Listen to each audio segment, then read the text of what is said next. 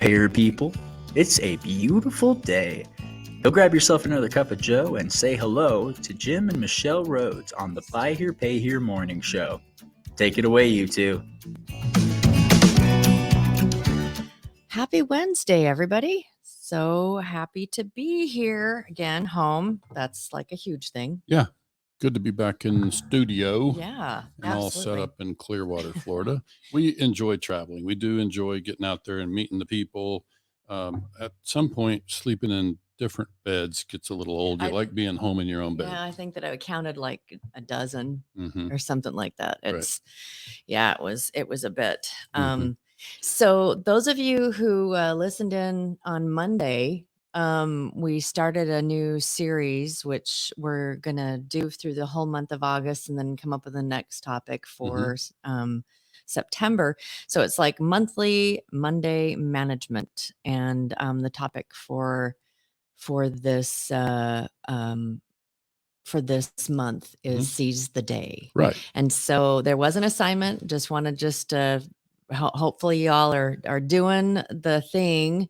If you aren't familiar with what we're talking about, go back and listen to Monday's broadcast and then start journaling the things you do during the day. And, if you want to add a little bit of like how much time it's taken you. It was fun. We talked to a dealer yesterday in a virtual meeting. He showed us his handwritten list. He's already started it. Yeah, that's fantastic. Yeah. Hey, Tommy. Good morning. David. Hey, David Norton. Good to see you here. We still need to sync up, David. We'll find time to get together. And but yeah, that's one of 5 broadcasts that we'll be doing on Mondays. There are 5 Mondays in August, and we're going to take each one and talk about, management and productivity and a concept that I call weekly initiatives. So we're going to invite everybody to tune in for that. And there's nothing more you need to do with it than just kind of keep track. That's it. That's all we're asking. Yeah, for sure. Okay. For this week, just keep track of all the stuff that you do as a dealer or a general manager, for example, and then we'll talk about that more next week.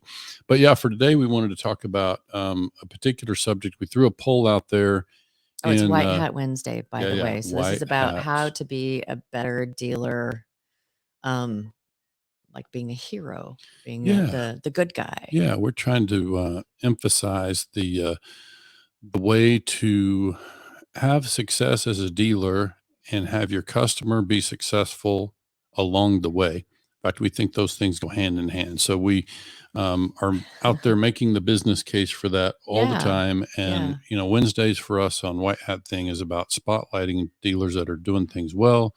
And it's about introducing new concepts, or maybe they're not new to a lot of people. They're just, they're not talked about enough in our industry. And so, usually when we talk about the concept of the White Hat Way, if we have new listeners out there, if you get on the BHPHinstitute.com, there's a tab for the White Hat Way, so you can read a little bit of the history about that. But it kind of starts with just a really simple question. Do you want your customers to succeed or don't you? Because it's, that a lot of these things that we talk about are about helping your customers succeed. Right. And I think, I often say it in a different way. Like I will say, do you care whether your customer is successful? Do you care whether your customer makes it to the end of their contract or not? I can't make somebody start to care, but what I can do is start to help them connect the dots on why it's good for their business to take the approach. And, caring obviously has to be genuine, but from a pure business standpoint, what we wanted to talk about today is this question about, if we asked it as though it's collectors. When we train our collectors out there, do we have them ever ask the customer about their car? In the days when we had more people paying in person, obviously that's shifting now, and we've got more and more people paying by phone or online, ACH, whatever, and that's just part of it. But when we do have interaction with customers, are we training our people to ask them how the car is performing? And, I think the results that we got back so far, are overwhelmingly, no. Now it's a small sampling. We just put the poll out last night. We had 21 respondents so far in the success group, and 17 out of 21 said that No, they do not train collectors to ask that question about, how's the car performing? That kind of actually brings like another question is anyone Yeah, anyone in asking, the is operation, right? anyone in the operation when there's opportunities to connect with your customer, is anyone in the operation asking how the car is performing? And maybe we could even ask it a different way. It's like, do we see the benefit in having people on our team ask that question? So it's really about, it's about proactivity here. It's about Hmm. understanding, the customer's situation. This, at the end of the day, is our collateral. We're a buy here, pay here dealer. This is our collateral that we're talking about. And we've known, every one of us that's been in the business for more than 5 minutes knows that the customers don't want to pay when the car's not running. Hmm. So now this is why it becomes a collections matter. And we talked about, and by the way, this was early July. We did a session. I don't know that in the name, Michelle, I don't know that we called it anything reference to customer advocacy, but I think it was Oh, on our July 6th we've episode. teased it a bunch of times, but yeah. Yeah, but if you go back and find that episode, I think it's on July 6th, where we talked about um, what we call ways to reduce charge-offs. So this is kind of in the same context. And so that episode introduced the concept of customer advocacy. And I'll try to find that and share it in the thread with this broadcast when it goes out. But um, the idea here is that we recommend to our clients that we do get in the habit, cashiers, collectors, and this is not every time. Tyler Yeah. Simmons, our friend out in West Texas, raised a thing about, it could get a little redundant, and I totally agree if you did it every time. Yeah, but okay, so we talked about that last night when we saw that Tyler put the comment out there. But I brought up, I go to the grocery store, the same grocery store. I go to the grocery store 2 to 3 times a week. Mm-hmm.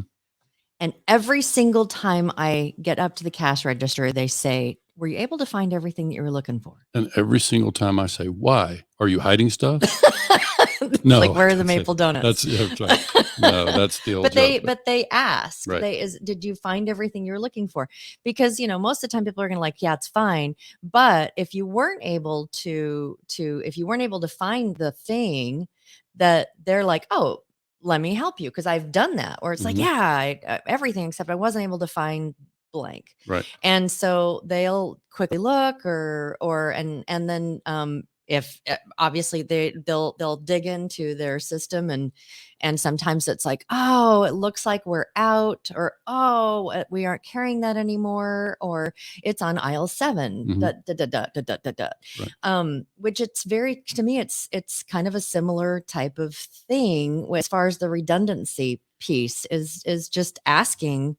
And a lot of times I don't think that they're going to say everything's fine. Yeah. And like, would you stop asking me? But they're gonna, yeah, everything's great, or yeah, we're having a little problem with da da da da, and that opens up a great conversation to be able to Yeah. help. And this is kind of a training question, and it's like a training matter.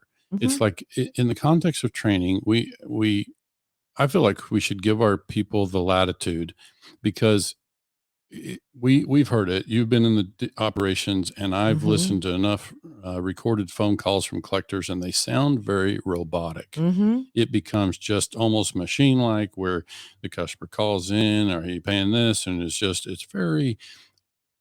non-personal. It's Mhm. very robotic. And all I'm simply saying is, if I'm waiting for the computer to load, I'm going to I'm going to try to train people to say, talk to them about whatever, talk about the weather, but then ask them, "Hey, how's your car getting along?" Isn't that the nature of our relationship? Oh If I yeah. check out at a hotel, don't they say, "How did you folks enjoy your stay?" Mhm. Don't they? Oh, Why do they do they that? send a survey Right. even. Right. Why? Yeah, and we stay in a lot of hotels. And We get we're asked every and time. so, you can ask the Mhm. hotel, do they want us to continue to do business with them for the next 3 years? Of Mhm. course they do. They want to Mhm. know if there's a problem with their experience. Yeah, and it's interesting, when we spoke at Buy Here Pay Here United this last spring, we talked about being someone different. Mhm.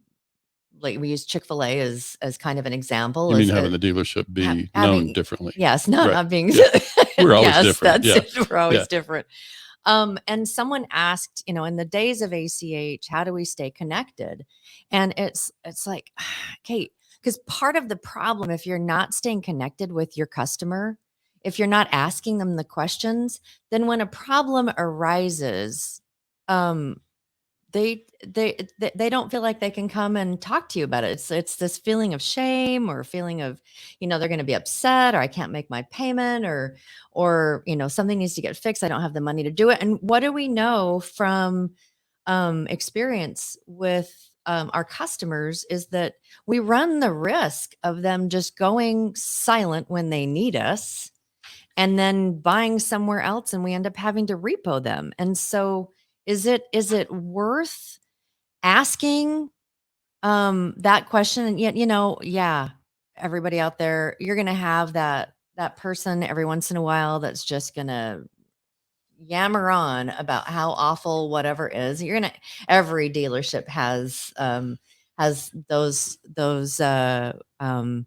customers that will find something to complain about. Yeah. And this is something I don't talk about very often, but I recognize that what we're talking about here is really part of a larger subject around, customer interaction and the job that we do on the collection side. So maybe I should explain it this way.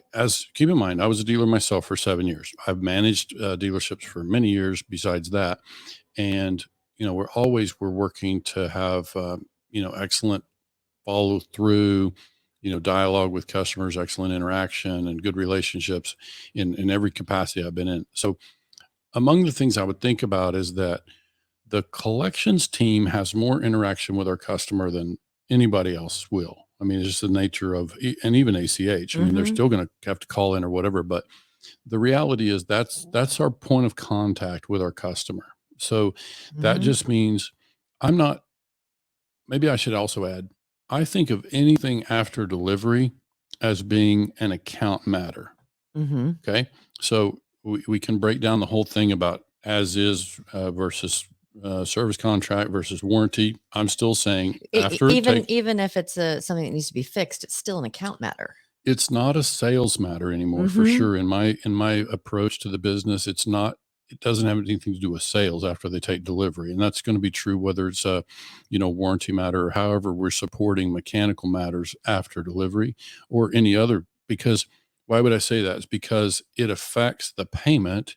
If a customer is dealing with a warranty matter and they're expected to cough up $150 deductible, do we think that's going to affect their car payment? I think so. And so we want to try to resolve that stuff together.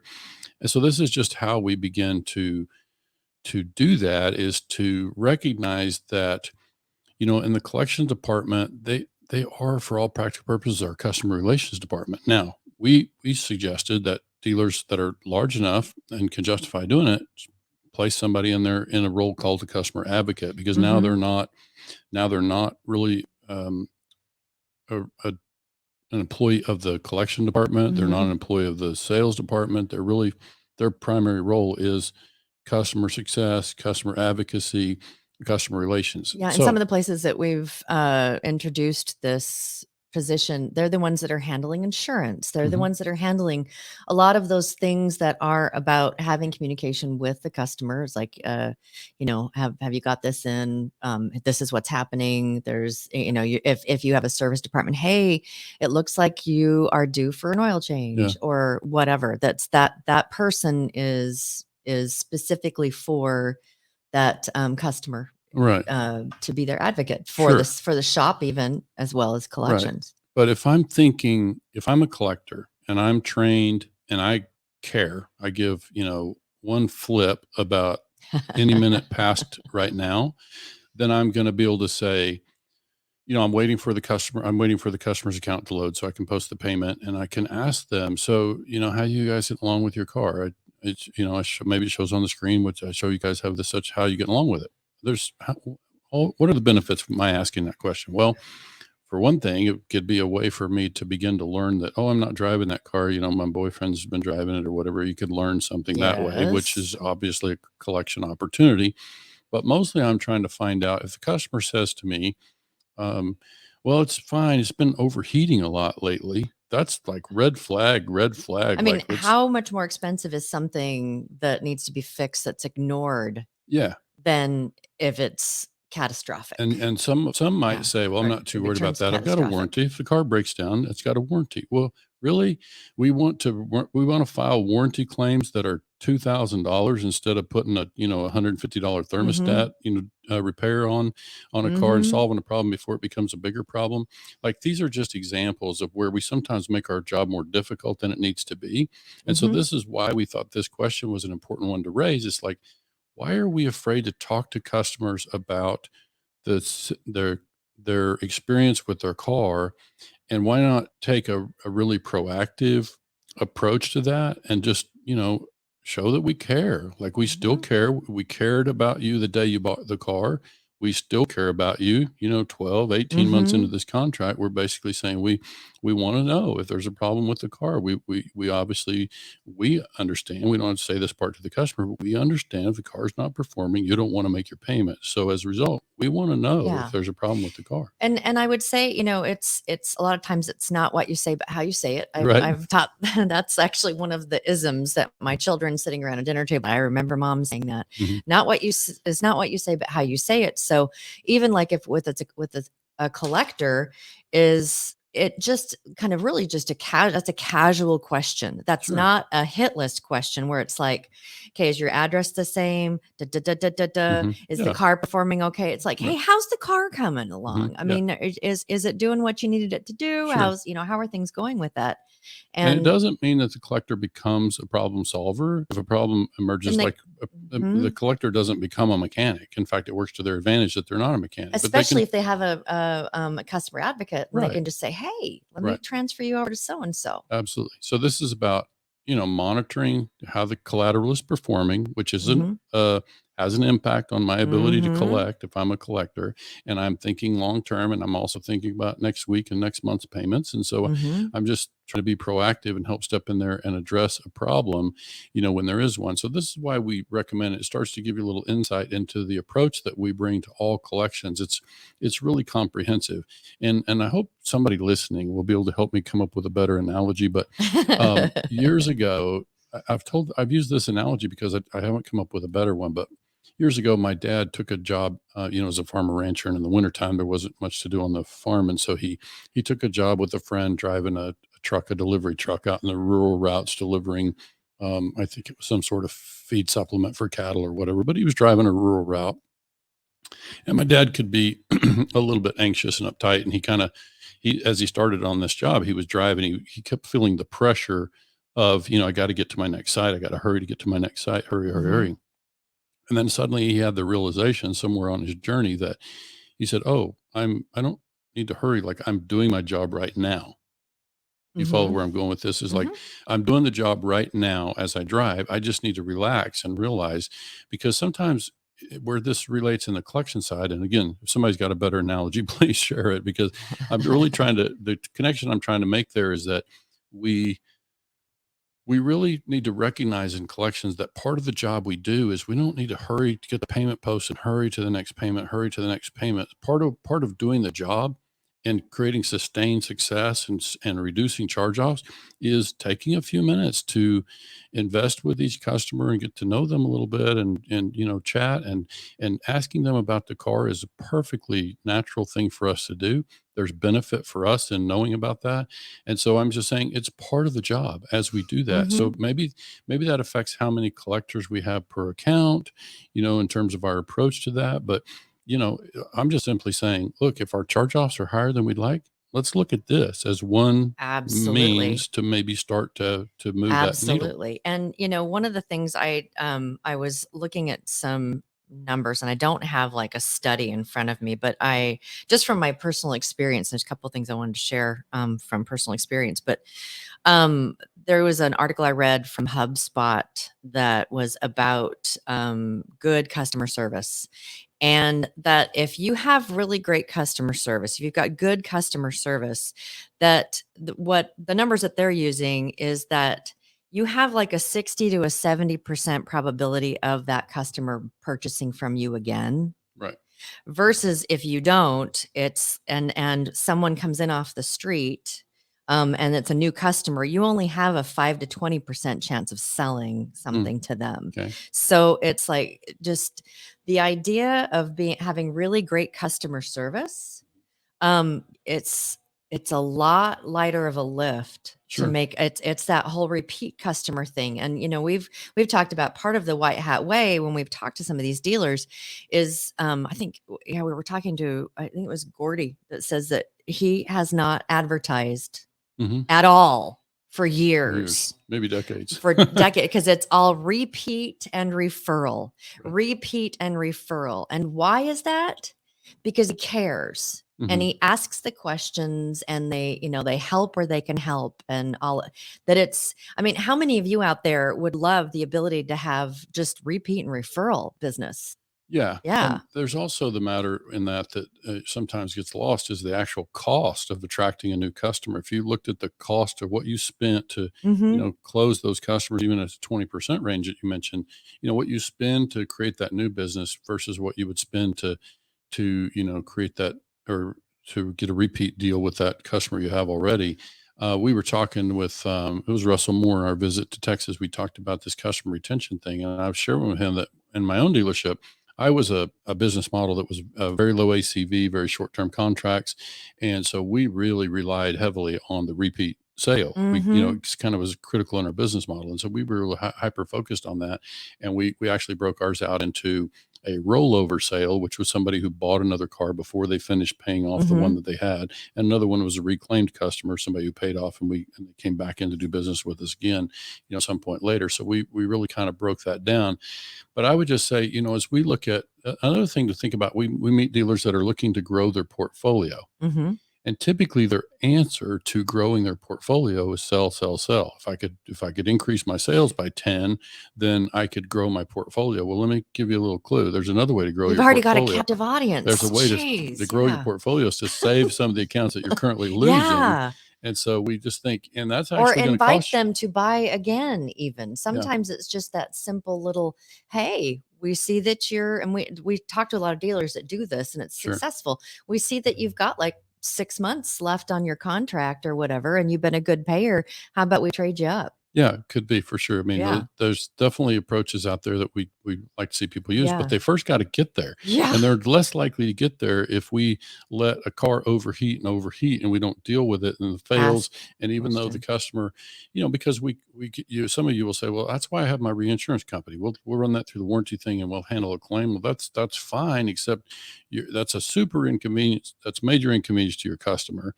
Even though you're paying for the claim, you may or may not be providing a loaner car. I don't know where you're finding loaner cars if you're doing that, but basically it's like even if you do that, it's a major inconvenience to your customer, and we're running the risk of losing them, even though we've got a warranty, and we know that most of us are out there, seeing that happen a lot. But it boils down to me is kind of back to the thing about why not be proactive and why not find those problems before they become bigger problems.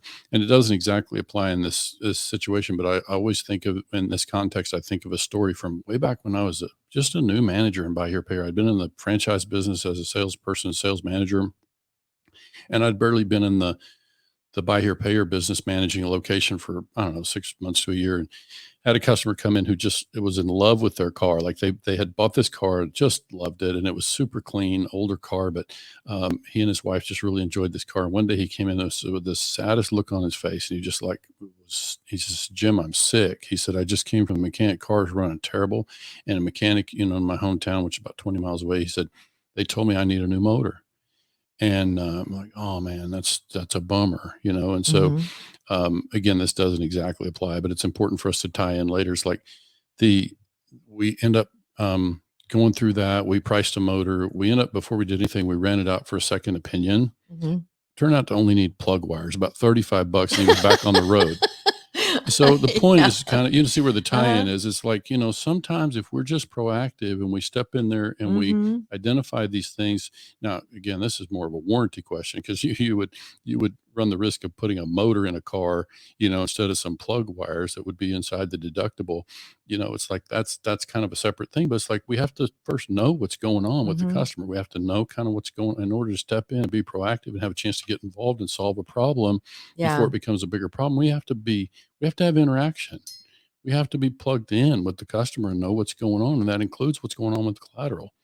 Absolutely. And it's so talk to them, ask them about your Yeah. collateral. And it doesn't have to And be every yeah, time. doesn't have to be, but I mean, make it a practice. It's like, hey, Don't be afraid to do it yeah, because it's benefit. how's the car going? Right. And yeah, there's a couple of things that actually tie into this that we're going to be unpacking.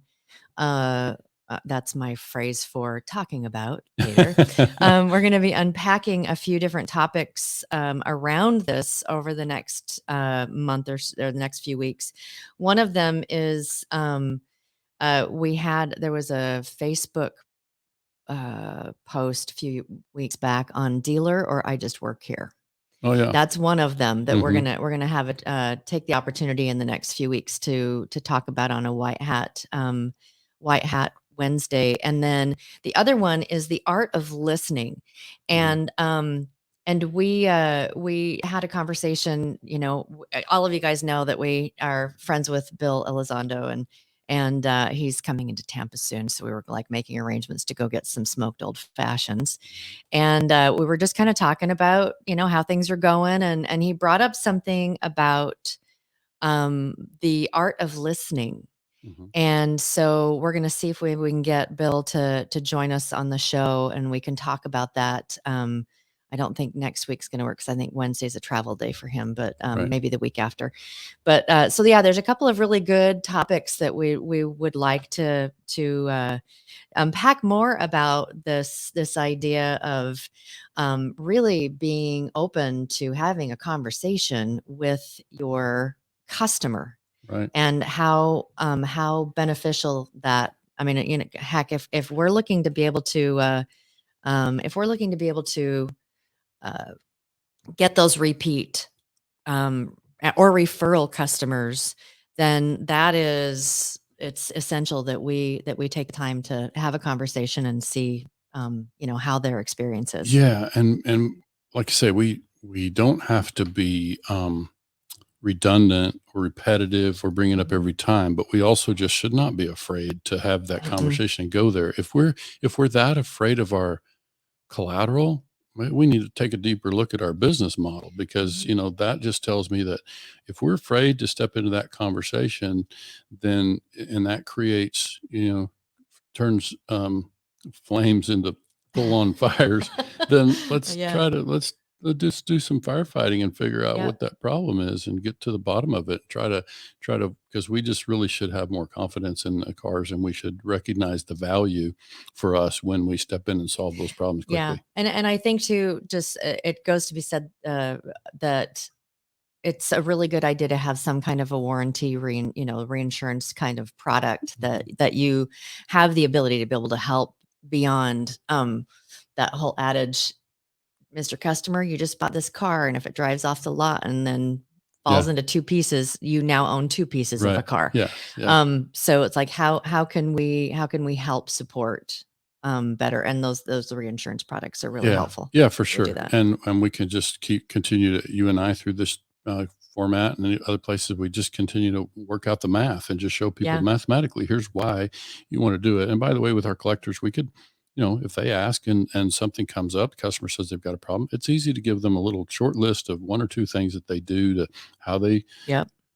send the customer to where they need to go to get the problem solved. It's just it's a level of advocacy, whether we have a designated advocate on our team. That's a new Mhm. concept. As far as I know, we haven't heard Uh-huh. anybody talk about it before we started sharing the idea, but it's like, if you don't have a dedicated advocate on your team, we can train our collectors to be advocates because they talk to the customer more than any of us. Yeah. And so let's make sure that we're kind of out there, with the feelers and addressing things. Yeah. If you want to learn a little bit more about this advocacy program, please feel free to reach out and we can set up a call Yeah, and talk to you we've about written it. job Yeah, descriptions, we pay have. plans We've around that. written So yeah. all of that. And if there's anything else that we can help with, you guys feel free to reach out to us and we'd be happy to do a discovery call and answer a couple of quick Yeah, of questions course. and move forward with that. Reminder before we sign off, don't forget to do your journal. Mhm. Yep. Journal this And stuff. yep, I think it's going to be really beneficial for a lot of people to kind of see, how they are moving about their day. Right. And it's kind of like the same thing as like a food journal. It's like, I didn't realize I ate so much. Oh, I knew. It's Yeah, I knew. For me, not you. I knew I did. So yeah, I think tune in every Monday in August, please. Yeah. We think you'll find that helpful. And I think that's all we've got for today. Friday's coming up in just a couple of days, and we'll have a really great topic for you then. Until then, we hope you have a great Wednesday. It's the middle of the week. Get yourself ramped up for Payday Fridays. Yep. We'll talk to y'all later. Talk to you Friday. Thanks.